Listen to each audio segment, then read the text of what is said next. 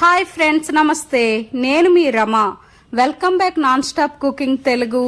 ఈరోజు మన ఛానల్లో గోంగూర పప్పుని కమ్మగా రుచికరంగా ఎలా చేసుకోలో ఈ వీడియోలో చూద్దాం.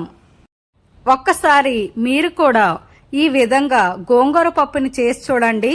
ప్రతిసారి ఇలానే చేస్తారు, ఎందుకంటే దీని టేస్ట్ అంత బాగుంటుంది. ఇప్పుడు దీని ప్రాసెస్ ఏంటో చూద్దాం. దీనికోసం ముందుగా కందిపప్పు 1 కప్పు వేసుకోండి. దీన్ని శుభ్రంగా వాష్ చేసి పక్కన పెట్టుకోండి. అలాగే గోంగూర 2 కట్టలు తీసుకోండి. ఇక్కడ గోంగూర అనేది 3 కప్పులు ఉండేటట్టు చూసుకోండి. మనం 1 కప్పు కందిపప్పుకి 3 కప్పుల గోంగూరని వేసుకోవాలి. మీరు గోంగూర వేసేటప్పుడు కొంచెం కట్ చేసి వేసుకోండి. దీనివల్ల గోంగూరలో పప్పు అనేది కరెక్ట్గా కలుస్తుంది. లేదంటే గోంగూర అనేది ఆకులుగా ఉండిపోతుంది. ఇప్పుడు దీనిలోకి మీడియం సైజ్ టమాటా 2, పచ్చిమిర్చి 10 నుంచి 12 వరకు వేసుకోండి. అలాగే పసుపు చిటికెడు వేసుకోండి. సాల్ట్ మీ టేస్ట్కి తగినంత, చింతపండు చిన్నది, అలాగే కొంచెం ఆయిల్ 1/2 టేబుల్ స్పూన్ వేసుకోండి. గోంగూర పప్పులోకి కారం అనేది సపరేట్గా వేసుకోవట్లేదు. ఇక్కడ చేసే పచ్చిమిర్చి కారంతో మాత్రమే ఈ గోంగూర పప్పుని ప్రిపేర్ చేస్తున్నాము. ఒకవేళ మీకు కారం కావాలంటే 1 టేబుల్ స్పూన్ కారం వేసుకొని పచ్చిమిర్చి 2 వరకు వేసుకోండి.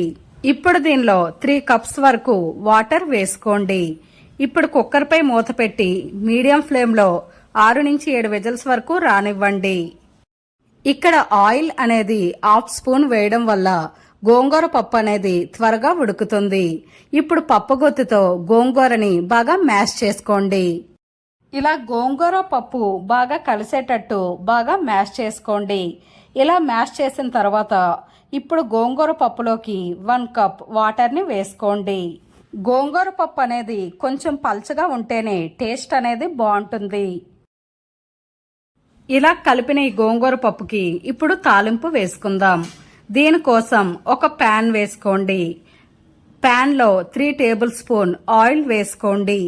ఆయిల్ కొంచెం హీట్ అయిన తర్వాత ఆవాలు 1/2 టేబుల్ స్పూన్, జీలకర్ర 1 టేబుల్ స్పూన్, వెల్లుల్లి రెబ్బలు 5 నుంచి 6, ఎండుమిర్చి 4, ఫ్రెష్గా ఉండే కరివేపాకు 2 రెమ్మలు, మీడియం సైజ్ ఆనియన్ 1 పొడుగ్గా కట్ చేసి వేసుకోండి.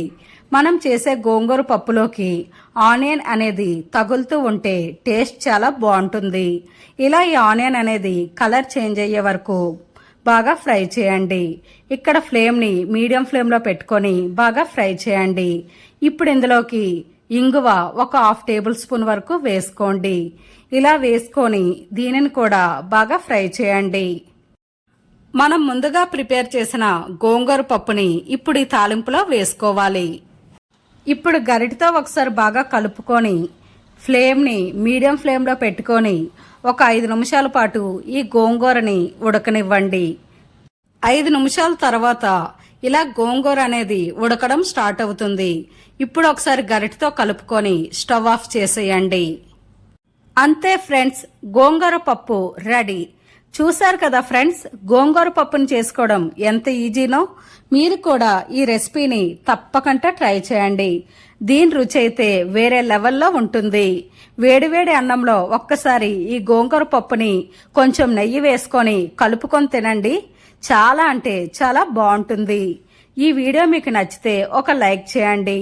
మీ ఫ్రెండ్స్ అండ్ ఫ్యామిలీ మెంబర్స్కి ఈ వీడియోని షేర్ చేయండి. మరెన్నో రుచికరమైన వంటల కోసం మన ఛానల్ని సబ్స్క్రైబ్ చేసి పక్కనే ఉన్న బెల్ ఐకాన్ని యాక్టివ్ చేయండి. Thanks for watching.